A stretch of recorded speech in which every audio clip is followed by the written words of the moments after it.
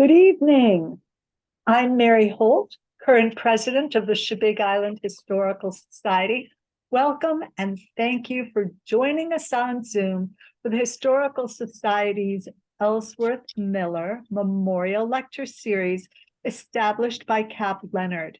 The Board of Trustees is greatly appreciative for Cap's continued generous support of the lecture series. If you wish to support the lecture series and other efforts of the Historical Society, you may donate online at shebighistory.com. At this time, I wish to acknowledge and honor the Indigenous people who were first to inhabit Shebig, forage its fields and forests, and fish its waters. Sincere thanks to tech guru Richard Hackle for facilitating this Zoom presentation. Questions relative to the lecture will be addressed following the lecture. Please note your questions in the chat box and select to everyone. Tonight's lecturer is Michael Porter, who, in addition to designing and building boats, taught German and comparative literature at Rutgers and Tulane universities, and also was a design draftsman who designed the interior workings of theaters. At this time, it is my pleasure to introduce Michael Porter. Thank you. Thank you, Michael. Good evening. Thank you, Mary, for a warm and flattering introduction. And I'd like to thank, the Shebig Historical Society and the Ellsworth Miller Lecture Series for the chance to speak to you tonight. And I want to thank you all for being there, wherever you are. My subject, or at least the occasion for the talk, the MacGuffin, as the director Alfred Hitchcock used to call it, is a sundial. And if your image of a sundial is something like this, on an ornamental pedestal in a garden, then I have news for you. We're going to look at an antique sundial that came down to me from a great aunt. I have no idea how she came by it, but she did travel widely, and probably she found it in Germany. It was made in Augsburg, Germany, sometime between 1750 and 1800, just as Shebig was getting settled, in the workshop of one Lawrence Grossel. It is signed by Grossel, but there are indications, as we'll see, that it was made by a team of craftsmen in a sort of prototype factory. Since the early medieval period, Augsburg was a very rich city, known for armorers and goldsmiths, so there would have been plenty of metalworkers. At this time in the 18th century, there were pocket watches, but they were so inaccurate, mostly because of friction, that they had to be reset according to a sundial at least twice a day. So a pocket sundial made a lot more sense. As you can see, the sundial is quite compact when folded, would fit easily into a pocket or purse. It's signed on the back and has the names and approximate altitudes of 3 cities: Augsburg, Krakow, and Paris.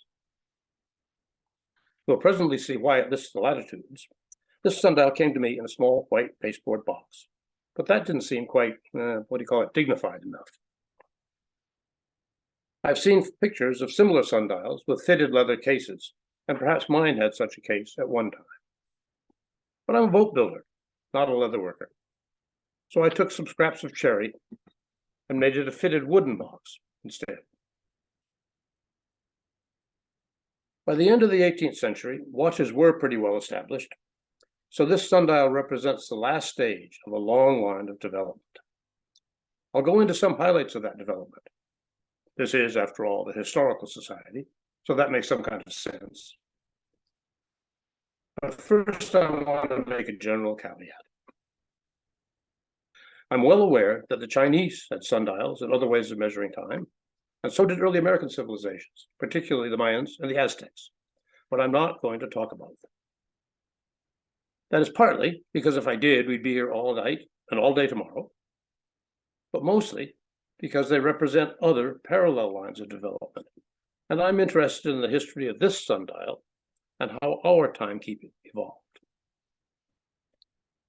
Now, I'm sure that the use of the sun as a timekeeper goes back to the earliest days of mankind.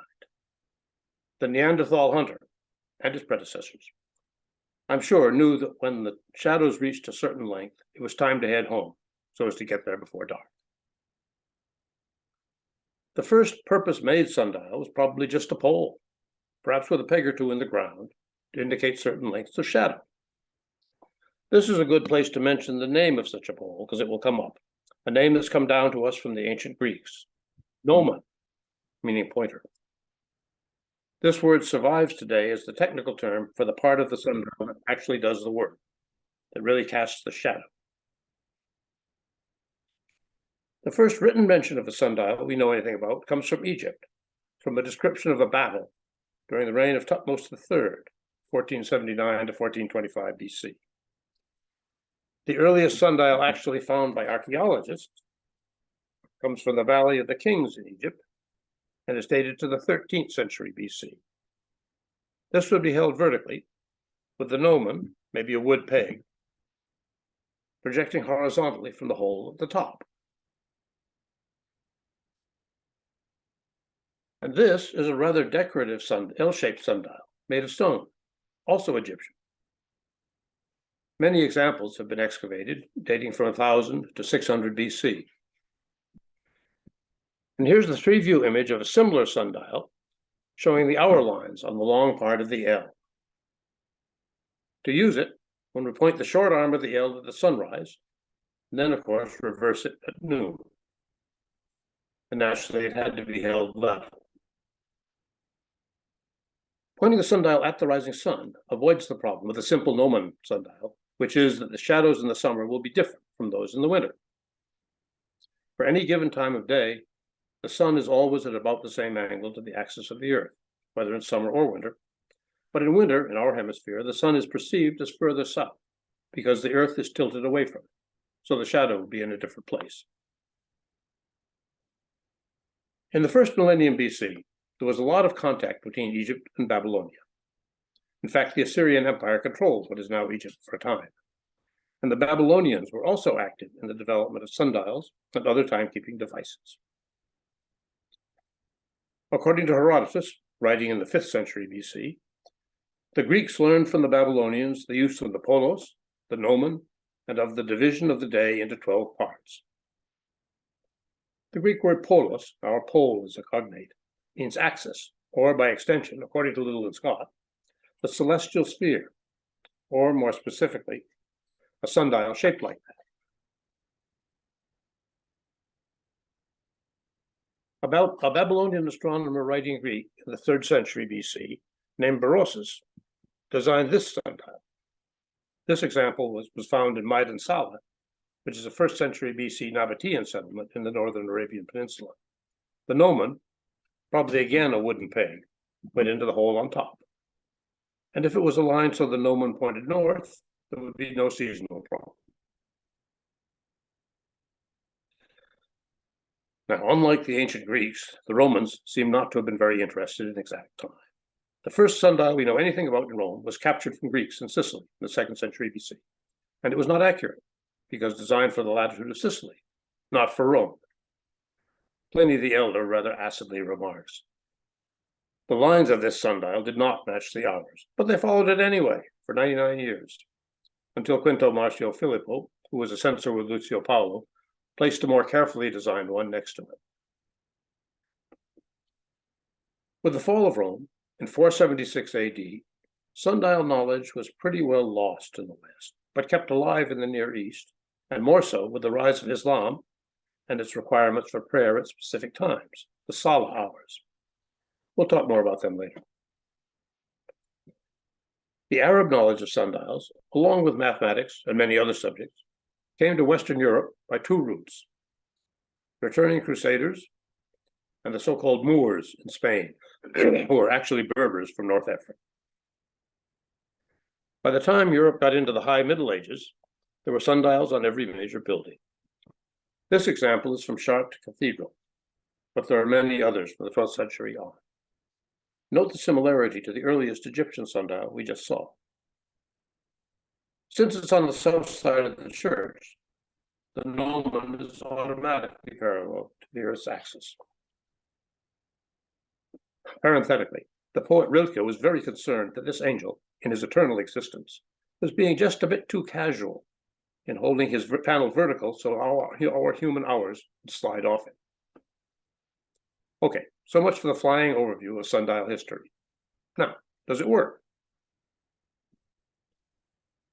Here's a detailed view of the sundial set up for action. It would normally be held in your hand, but I set it on a kitchen stool for photographs. There are 4 parts: the equatorial ring, the gnomon, the base with a compass, and the quadrant arm. The reasons for the names will be clearer in a minute.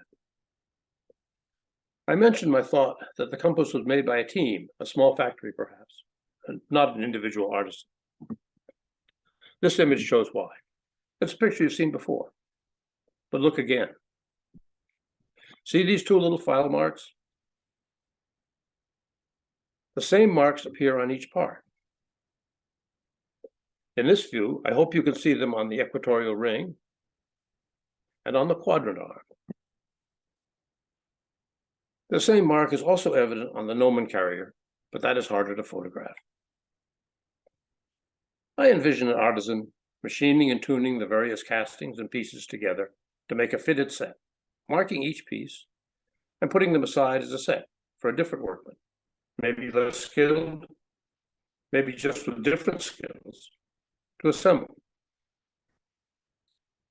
To see how it works, look at this admittedly somewhat rough drawing. Here we see the Earth sliced through the center line, with the poles, the North Pole and the South Pole, and the equator. There is also a dashed line showing the position of Shebig. The approximate latitude of Shebig is 43.5 degrees, which means the island is on a line from the center of the Earth, making an angle of 43.5 degrees with the equator. Okay, well, in this view, I've tilted the Earth, so Shebig is on the top, just so my stool doesn't fall off, you see. And I've added the sundial itself, a little larger than life size. With the equatorial ring raised 43.5 degrees from the vertical, note that it is parallel to the equator, which is how it gets its name, equatorial ring, right? The gnomon is perpendicular to the ring and so parallel to the axis of the Earth, provided the compass is sundial set up so the compass points north. So it works in both winter and summer. So you can see this is a pretty sophisticated little device. To set the equatorial ring correctly, you need to know your latitude. That's important, and it's why the latitudes of various cities are marked on the back. The setup is simple. Well, there we go. We take the sundial out of the box. Sticks a little bit. Unfold the ring to the vertical. Unfold the quadrant arm. And adjust the ring to 43.5 degrees from the vertical. Markings on the quadrant arm tell us how to do that. Flip the gnomon out to the perpendicular. Turn the sundial around so the north end of the compass needle is in line with the magnetic north mark on the base. And we're all set.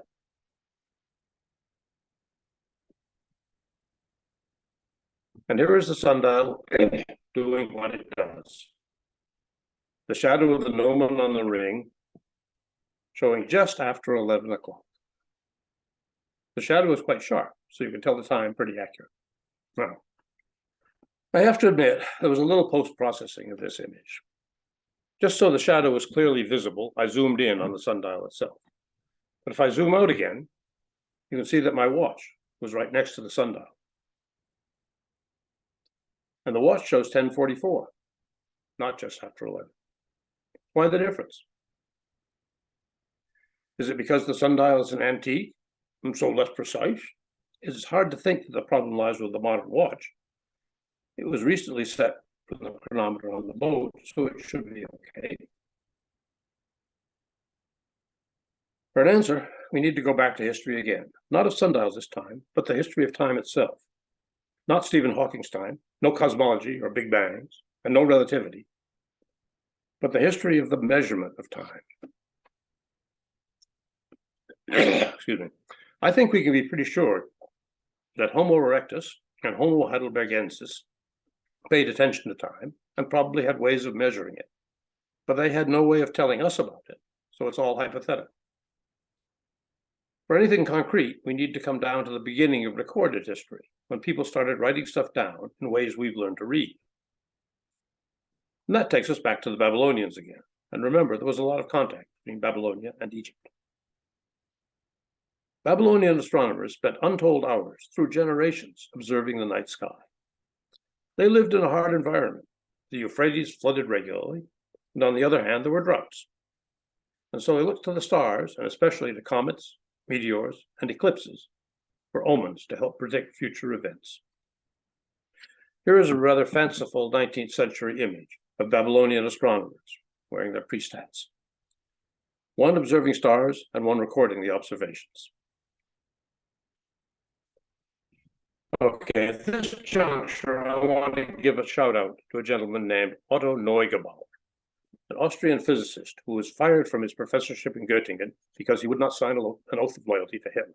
He went to Denmark, left there just ahead of the Nazis, and came to the US, where he got a job as a professor of history of science at Brown. He learned to read Babylonian cuneiform and managed to decipher a whole collection of astronomical tablets. That was not easy. These were working notes of astronomers, so not laid out for easy communication. This is an example, a Babylonian star list, this one from the 3rd century BC. We owe a lot to these ancient Babylonians with their hundreds of years worth of observations. No one is quite sure why, but they used a base 60 number system, which means that instead of counting from 0 to 9 as we do, and then starting over, they would count to 59 before they put a 1 in the next place position. And that is why we have 60 seconds per minute, 60 minutes per hour, 360 degrees in a circle, which may be related to the 360 days of the lunar year. After generations of recorded observations, Babylonian astronomers had a value for the length of a lunar month that's very close to the modern value. They found that the lunar cycle repeats itself every 19 years, or every 235 lunar months, which gave just over 12 months a year. To even things out, 7 years out of every 19 got an extra month. For ordinary, that is to say, non-astronomical purposes, the Babylonians divided the day and the night into 12 hours each. Day and night hours were obviously not the same, except at the equinoxes, and of course they were different at different times of year. Babylonian astronomers also knew that the length of the solar day varied, although they were not really sure why. The solar day is the time from the moment the sun is directly overhead until it is overhead again. And it varies in length because the Earth is not only spinning, but also going around the sun in an elliptical orbit, and at the same time tilting back and forth to give us our changing seasons. The net effect of all these motions is that at some times of year, the solar day is about 20 minutes longer than 24 hours. At other times of year, up to 15 minutes shorter. This is a picture made by photographing the sun from the same place at the same time by the clock every day. The image actually shows about an eighth of the actual shots. The resulting figure 8 curve is called the analemma. And here is the drawing of the analemma on the 18-inch globe in our living room. Remember this variation. There'll be a quiz at the end. Well, no, there won't be, but the variation will be important later. Babylonian astronomers also calculated the length of the sidereal day, or the time it takes for the stars to return to the same positions, and came up with a value, 23 hours, 56 minutes, and 4.1 seconds, that is remarkably close to modern measurements. Unlike the solar day, this does not change, because the stars, other than our sun, are far enough away that the relative motion of the Earth around the sun just doesn't matter. They used water clocks, in which water drips from one calibrated vessel into another, to measure the duration of events. The 50-cent word for such clocks is clepsydra. And here is an example from Egypt. These alone would not be all that accurate, but the Babylonians had hundreds of years of observations to draw on and achieved very accurate results by arithmetical calculations from this vast number of observations.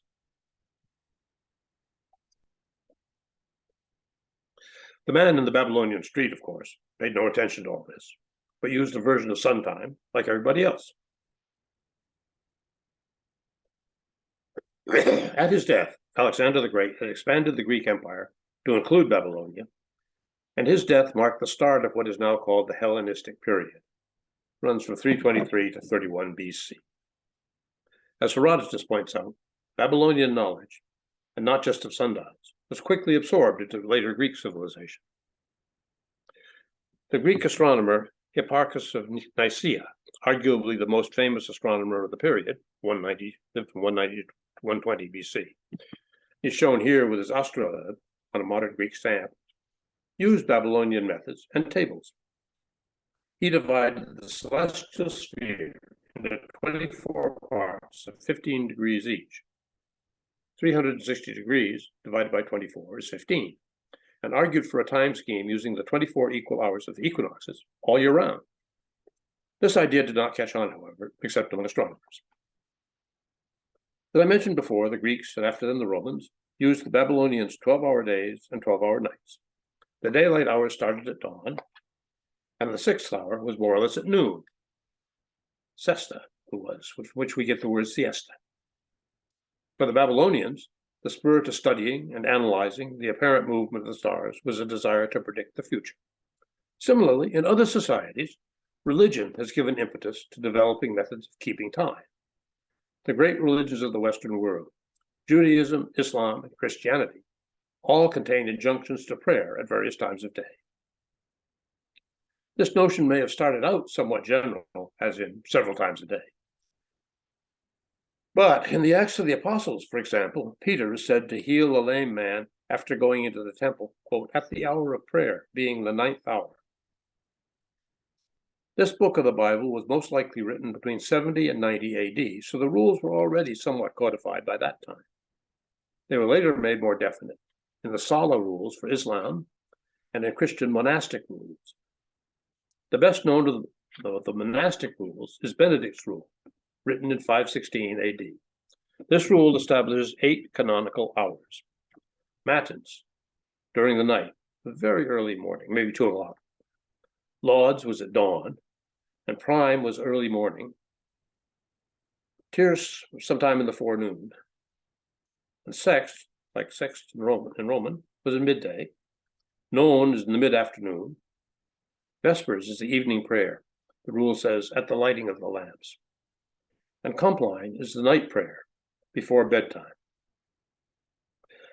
The precise time of day does not seem to have been a great concern, and it evidently varied from place to place. And the Benedictine rule allows for and even specifies seasonal variations for summer and winter. By about the 12th century, bells were rung for each office, so the monks scattered around the monastery and grounds would know when to report to the church for prayer.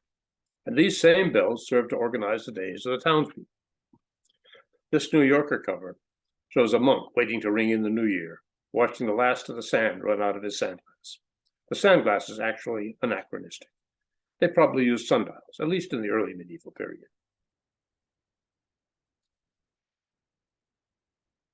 In a city of any size, there would be several churches and perhaps monasteries. Their bells would naturally be rung at slightly different times. And just as the various spires guided people through the town, the different rings controlled the working day for the various guild workshops. The choice of the governing bells probably depended on the allegiance of the master. Except for matins, there were no bells at night. The night guards probably used water clocks to keep their watches. Okay, we're now down to the 13th century, and daily life is organized according to canonical or Salah hours, which in turn are governed by the position of the sun. By late in the century, however, around 1270, there are stirrings of a change. Two widely separated astronomers, Abu Ali al-Hassan al-Marakushi, a Berber from Marrakesh teaching and writing in Cairo, and Robertus Angelicus, Robert the Englishman, a professor in Montpellier and later in Paris, both reach back at just about the same time to Hipparchus's ideas and argue for a 24-hour day with equal hours, with each hour equal to 15 degrees of the celestial sphere. The image is a page from Robertus's manuscript on astrolabes. He dreamt of a mechanically driven circle that would mirror the movement of the celestial sphere, in effect, a mechanical clock, but concluded it was technically impossible. Clockmakers, he said, and I quote, are trying to make a wheel that will make one complete revolution for every one of the equinoctial cycle, but they cannot quite perfect their work. But if they could, it would be a really accurate clock and worth more than astrolabes or other astronomical instruments for reckoning the hours. At the same time as these scholars were writing, however, artisans, rather than scholars, were busy trying to overcome the impossibility. And by the first quarter of the next century, mechanical clocks did begin to appear. Dante uses clock metaphors in the Paradiso, finished in 1320, which tells us that clocks were pretty well known by that time. These earliest clocks seem to have been intended more as demonstrations of astronomical movement than as practical timepieces, and they tended to ring the canonical hours, but that soon changed. And England, France, and Italy were centers of this clockmaking century. Norwich Priory in England had a clock at the beginning of the century, but it was very unreliable and soon replaced. The first clock we know of that struck equal hours was constructed in Milan about 1330, in the bell tower of the Church of San Gottardo. It struck every hour and was considered a real marvel. This clock, and later Italian clocks, had an interesting quirk. They kept equal hours, to be sure, 24 hours a day, but they started at sunset. And these, quote, Italian hours, as they called them, continued in use until the 18th century. The German poet Goethe went to Italy in 1776, more or less in search of the Renaissance, and devoted a couple of pages of his account to scoffing at the Italian system. He says it is very simple to adapt to Italian hours. You just have to remember that 5 o'clock is actually midnight. Reminds me of the summer person I once heard who was amused by Schwieger's geography. They call it the East End because it is north. By the 1400s, clocks are becoming more commonplace, and cities compete to have the newest and best. This is the mechanism of the old clock at Salisbury Cathedral, thought to date from 1386. Like many early clocks, it had no dial, simply struck bells, one each hour. It's worth taking a minute at this point to think about the effect of moving from a sun-based system to one that provides a continuous framework for actions. The earlier system is focused on duration, how long actions take. We know it is time for the prayers at prime when the sun has moved a certain distance and reached a certain height. And Jean Buridan, a 14th century French philosophy professor, notes that common people tell the time by the sun. And when they can't see the sun because of clouds, which is pretty common in northern France in the winter, like here, they decide from the amount of work completed when it's time for a lunch break. Clock time, however, separates the time of events from their duration. To jump way ahead for a moment, the time motion analyses of the late 19th and early 20th century, pioneered by Frederick Winslow Taylor, the extreme of this movement, turned Buridan's logic completely around. Instead of measuring time by the amount of work accomplished, the clock, and especially the stopwatch, is used to determine the amount of work that is required to be done within a certain time. Nevertheless, the idea of time as a flow, separate from the duration of actions, was winning out. Between 1371 and 1380, about 80 European cities built public clocks. And the clock became a point of civic pride, as well as a mode of intercity competition. As in other fields, some historians have ascribed this development to a kind of malign intentionality, either by capitalist bosses to exploit their workers, or by princes to consolidate their power. But I think there's a more complicated process at work. Certainly, the change from church time or God's time to merchant time reflects the increasing power and wealth of cities as compared to the nobility and the church, and also the increasing urbanization of society. But it is also related to an increasing desire for precision in many areas. We can see this desire in the calculators movement, centered on Merton College, Oxford, which wanted to measure and quantify in detail concepts like heat, light, or color. Another factor is the rise of a monetary economy that challenged old ideas of inherent value and asserted instead relative values and measurement. Generally, we can say that the movement from perceived sun time to clock time is a piece of a more general movement to quantify what had previously been treated as purely qualitative phenomena. We can see this development in a book first written in 1396 as the equivalent of a Berlitz for the young, well-born man traveling to France, containing sample dialogues. This is a page of the manuscript, and here we see the young traveler talking to an innkeeper. The 1399, the second edition, offers these two questions and answers. Quelle heure est-il du jour? What time of day is it? To which the answers offered are prime, ou tre, ou midi, ou noon. These are answers in canonical hours. The next dialogue offered is a little different. Quante heure est-il? What time? And literally, actually, as in modern German, how many hours is it? To this, the answer is entre 6 et 7, between 6 and 7. The presence of these dialogues, sample dialogues they are, in a practical phrase book is surely evidence that the traveler would need time information as a matter of course, and that he might want it either in canonical hours or clock time. Socially, as we move into the late 14th century, the clock becomes a metaphor for the virtue of temperance, the proper ordering of oneself and society. This is a collage of 18th century images of the goddess Temperance with various restraints, but among them a clock on her head. As the escapement mechanism controls the gears of the clock, so the clock itself regulates our lives. A 14th century writer suggests that the body can be represented as a clock with all its moving wheels and weights, and that as, and I quote, as the clock is worth nothing if not regulated, similarly, our human body does not work if temperance does not regulate it.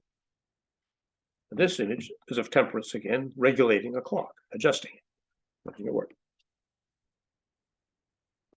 The first clocks used weights as their power source and were made possible by the development of the Verge escape mechanism. Look at this simplified drawing. The pallets, as they were called, those little tabs on the yellow rod.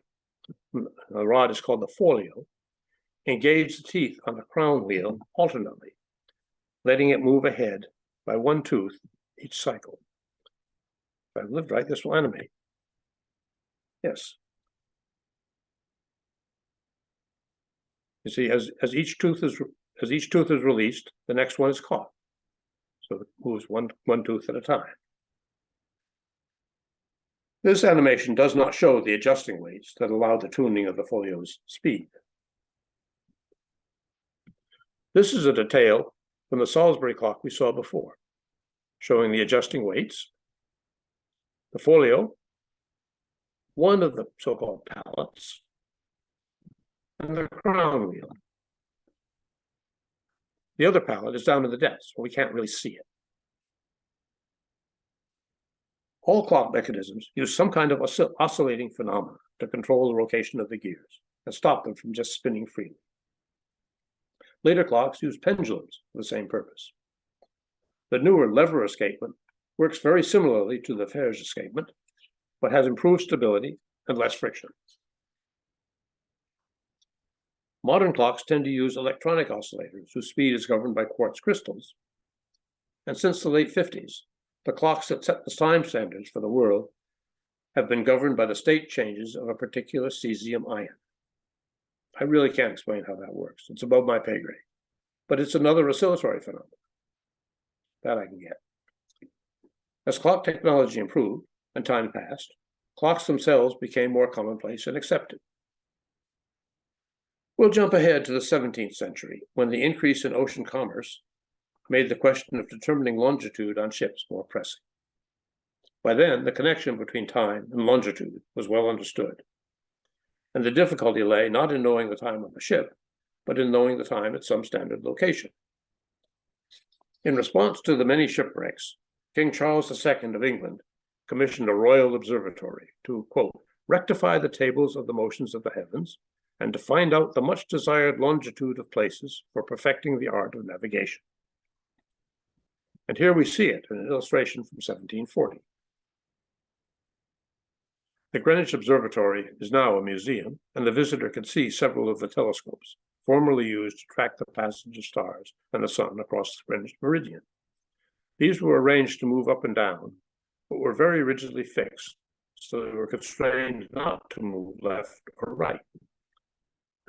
This is the latest of them, the so-called airy circle, named after an astronomer royal. The longitude question and the difficulty of making a chronometer and getting approval for it have been well documented. But as a part of it, the Royal Observatory was charged with establishing a standardized mean time. On the top of the left tower in this contemporary view is the ball that was dropped every day at 1300 as a time signal for vessels in the Thames. There is now, however, no longer a single standard clock at Greenwich or anywhere else. What used to be Greenwich Mean Time, governed by noon at the equinox as observed on the Greenwich meridian, is now Universal Coordinated Time and is the mean of about 80 atomic clocks located all over the world. At that level, the altitude and the shifts of the Earth's gravitational mass affect the clocks, so the mean is more stable than any individual clock would be.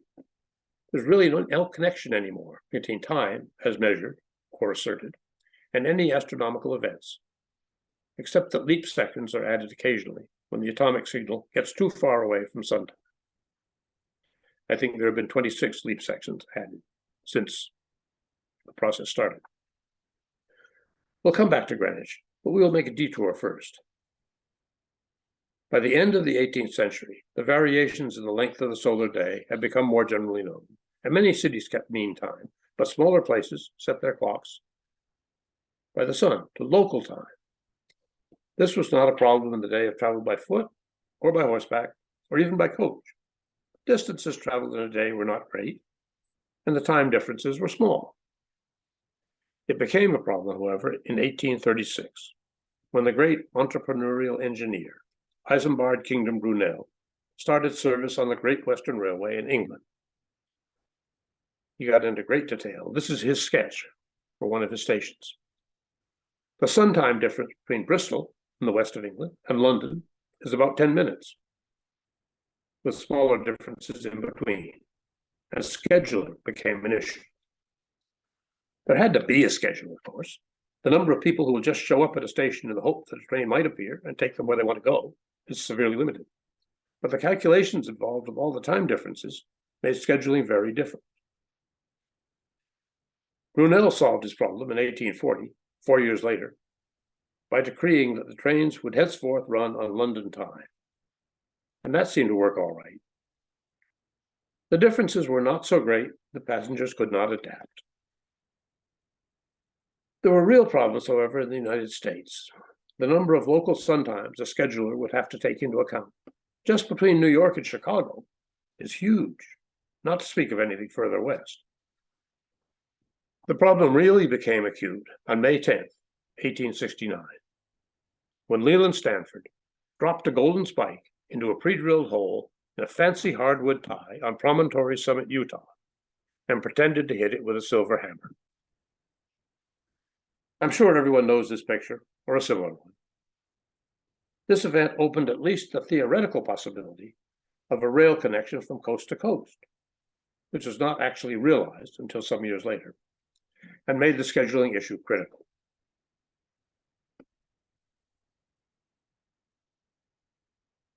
In 1870, a Professor Charles Ferdinand Dowd, the principal of Temple Grove Ladies Seminary in Saratoga Springs, New York, published a pamphlet entitled A System of National Time for Railroads, in which he proposed a system of 15-degree time zones, with the reference or 0 point being Washington, D.C.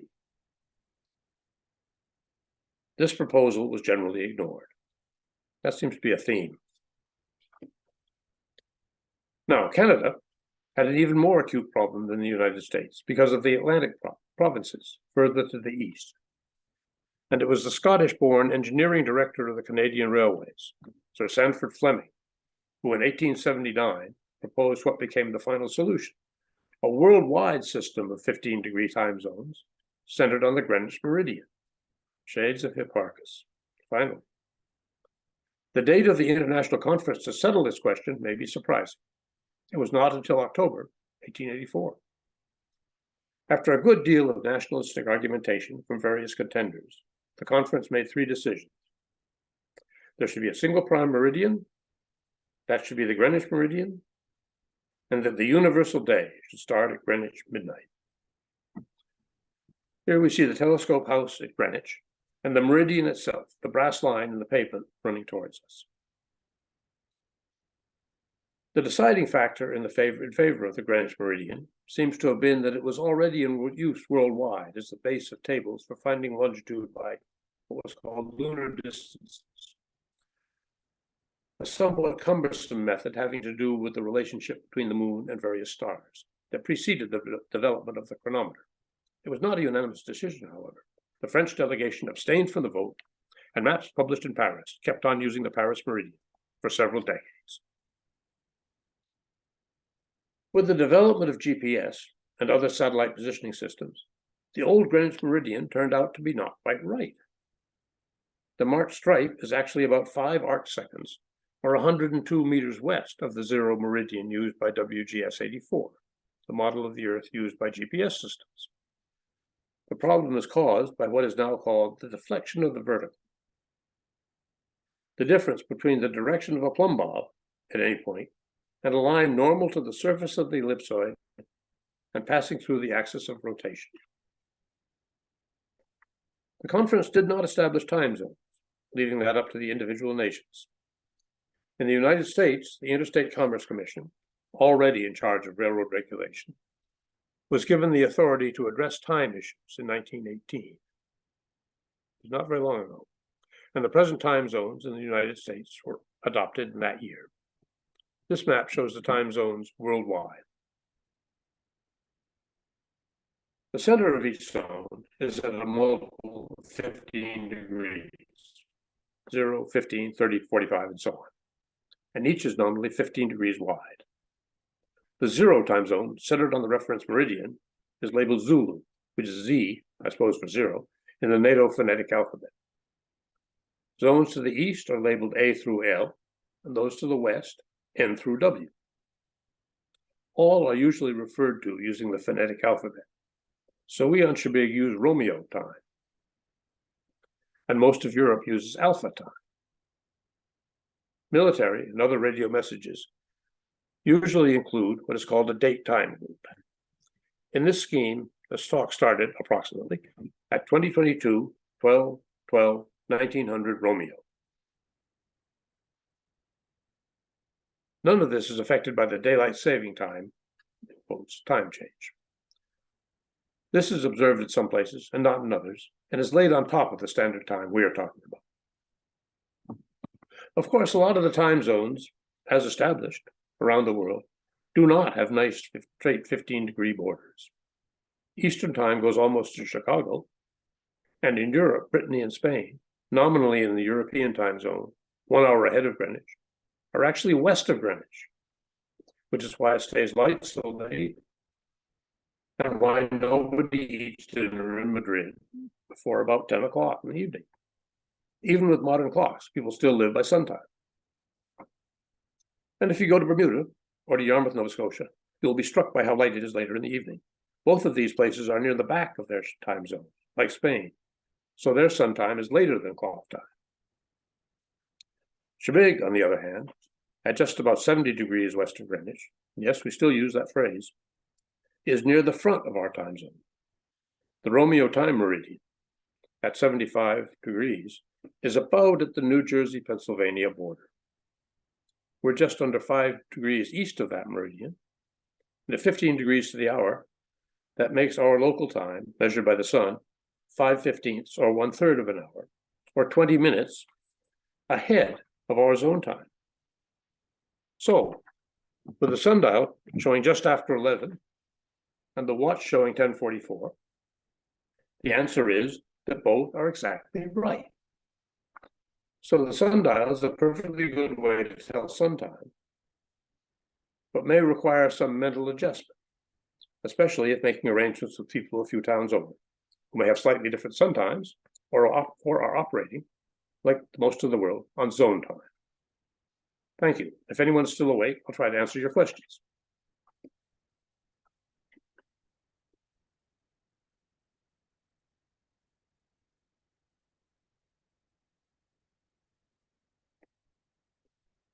You're muted, Richard. I don't know if you mean to be. There. All so- right. Michael, we are definitely awake. Thank you so much for a very interesting, well-prepared slideshow for us. Very interesting. Do we have any questions for Michael or comments? I'm Leslie Straw. I've known Michael for a little while. Michael, brilliant. Yes. I was Probably trying to the design a sundial at one point, and I have the frame for it. I don't know where the plate is, and the gnomon I don't think ever got made. You are now enlisted to help me finish the project of 60 years ago. Sure, But I remember reading in a book, and I'm hoping somebody else has read the book, and I thought it was A Distant Mirror, but it wasn't, that the rise of the chronometer was because as the peasants got richer, they discovered that the bells on the abbeys were expanding working time in the summer. And so the bells were deliberately inaccurate. And so that the idea of a chronometer was that it was more accurate than the bell system that regulated their work, i.e., they got 7 hours work in 6 hours. So that being said, that the chronometer was being used as a way of checking on the abbey. Fast forward to, I can't remember when, but 60s or 70s, when electronic watches became a thing. And everybody wanted that Japanese, I think it was Japanese watch that was electronic. And the price of watches in the city of New York from the street vendors fell to $1 a watch. And it was a Mickey Mouse watch. And I put aside my grandfather's Rolex as inaccurate and bought myself a $1 watch. And it indicated to me in the fall of the cost of time. And I wore it, and I don't know where it is, because I noticed that it wore my cuffs of my shirts out, and I had to buy a new shirt. And that was more expensive than the watch. So, and then I discovered that everybody else had time, and it was actually a free good. So I stopped wearing a watch. I also, for similar reasons, stopped shaving. My razor broke on a rugby trip in '65, and I never bought another razor blade holder again. So I never shaved. But getting back to time, the value of time has gone up, and the cost of time has significantly gone down. And I've been playing with this idea for years. And I didn't know why watches and sundials kept different time, and I couldn't remember the book I used to design the sundial. So I want to thank you very much for becoming my expert advisor on completing an uncompleted 60-year-old project. Oh dear, I'm not sure about the expert advisor part, but Well, I am. You know more than I do. it's certainly true that movement to clock time was a part of a desire for greater precision and exactitude. We have it. Oh, I'm sorry. I think it was not the saying that the change was a desire was in opposition to the longer working hours of the summer and the shorter working hours in the winter, to impute a malign intentionality to the abbeys and whoever was in charge of keeping ringing the bells, I think is a mistake. But it's a mistake that Marxist critics of various kinds like to make. Ah, thank you. Michael, I'm not sure if you see the question that's noted. It says, do you have an opinion on whether daylight savings time should be abandoned? Should Maine go into the Atlantic time zone? Those are two separate, as far as I'm concerned, questions. I think daylight savings time should be abandoned. I do have an opinion. I would prefer to stay with standard time year round. If we went into the Atlantic time zone, we'd be at the back, toward the back of that time zone. In fact, we'd be outside it, really. So we'd be like Spain. We'd have very light evenings, the way we have in the summer. On the other hand, we'd have darker mornings. So I suppose it depends on whether you're a morning or evening person. But I do think stay with one time all year. Thank you. Any other questions for Michael? Just a practical observation. I live in a rural district which has gone from 33 farms to 3. And one of the 3 is at the end of our road, a nice old dirt road. And they milk at night all year long because, of course, the cows want to be milked 12 hours apart, more or less.